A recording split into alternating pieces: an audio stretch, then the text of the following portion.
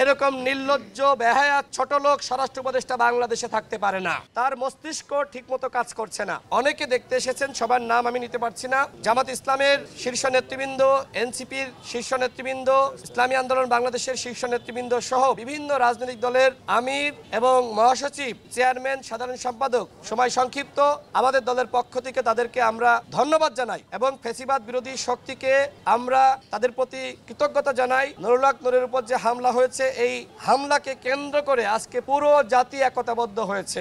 এখন এদেশের মানুষের যে চাওয়া সেটি হলো আওয়ামী লীগকে যেভাবে সাংগঠনিক কার্যক্রম নিষিদ্ধ করা হয়েছে, জাতীয় পার্টি সহ 14 দল ফ্যাসিবাদের যারা দোসর তাদের সাংগঠনিক কার্যক্রম নিষিদ্ধ করতে হবে। নুরুল হক নূর এখনো পর্যন্ত হাসপাতালের বিছানায় 6 দিন অতিবাহিত হচ্ছে। এখনো পর্যন্ত সেনাবাহিনীর এবং পুলিশ বাহিনীর যারা এই হামলার সাথে জড়িত ফুটেজ থাকা সত্ত্বেও এখনো পর্যন্ত তাদের কাউকে চিহ্নিত সাপেক্ষে তাদের বিরুদ্ধে ব্যবস্থা গৃহীত হয়নি। এটি এই সরকারের জন্য অত্যন্ত লজ্জার। আমরা মনে করি স্বরাষ্ট্র উপদেষ্টার নির্দেশনা ব্যতীত এই ধরনের হামলা ঘটার সুযোগ নাই। আর এই কারণে গণ অধিকার পরিষদ মনে করে নুরুল হক নূরের উপরে যে হামলা হয়েছে, গণ অধিকার পরিষদের নেতাকর্মীদের উপর যে হামলা হয়েছে, এই ঘটনাকে কেন্দ্র করে অবশ্যই স্বরাষ্ট্র উপদেষ্টাকে প্রত্যাহার করতে হবে। যিনি ফ্যাসিবাদ বিরোধী শক্তির উপরে হামলা হচ্ছে, রক্তাক্ত করা হচ্ছে এবং সেই ঘটনাকে কেন্দ্র করে তিনি কারোর বিরুদ্ধে ব্যবস্থা নিতে পারছেন না, এরকম নির্লজ্জ বেহায়া ছোট লোক স্বরাষ্ট্র উপদেষ্টা বাংলাদেশে থাকতে পারে না। এটা আমাদের স্পষ্ট বক্তব্য। আমি আবারও সর্বশেষ বলছি, নুরুল হক নূর তিনি এখনো পর্যন্ত পরিপূর্ণ সুস্থ হননি। তিনি যে অবস্থায় হাসপাতালে ভর্তি হয়েছিলেন, যে সমস্যা এবং যে সংকট নিয়ে এখনো পর্যন্ত সেই সমস্যা, সেই সংকট রয়েছে, তার অবস্থা এখনো পর্যন্ত আশঙ্কাজনক এবং তার নাক দিয়ে এখনো পর্যন্ত ব্লিডিং হচ্ছে, তার কাশির সাথে ব্লিডিং হচ্ছে। তিনি হাঁটতে গেলে, মানে যখন তিনি ওয়াশরুমে যাবেন, একা যেতে পারছেন না, তার মাথা ঘুরছে, তিনি পড়ে যাচ্ছেন। অর্থাৎ তার মস্তিষ্ক ঠিকমতো কাজ করছে না, তার ব্রেনে আঘাত করা হয়েছে।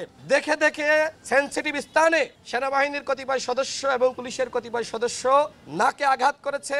নুরুল হক নূরের নাকটা পুরোপুরি বাঁকা হয়ে গেছে।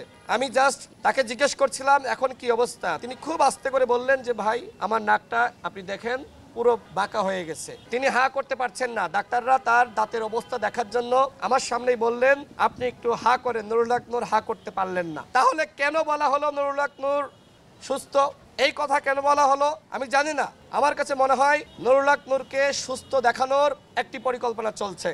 আমরা বলতে চাই, এই সব পরিকল্পনা করে কোনো কাজ হবে না। নুরুল হক নূরকে হত্যা চেষ্টার উদ্দেশ্যে যে হামলা করা হয়েছে, এই হামলার বিচার হতে হবে, জাতীয় পার্টিকে নিষিদ্ধ করতে হবে এবং যারা এই ঘটনায় সম্পৃক্ত অবশ্যই তাদেরকে বিচারের আওতা আনতে হবে। আমি সর্বশেষ বলবো, আগামীকাল বিকাল 3টায় শাহবাগ জাদুঘরের সামনে ফ্যাসিবাদ বিরোধী শক্তির সংহতি সমাবেশ।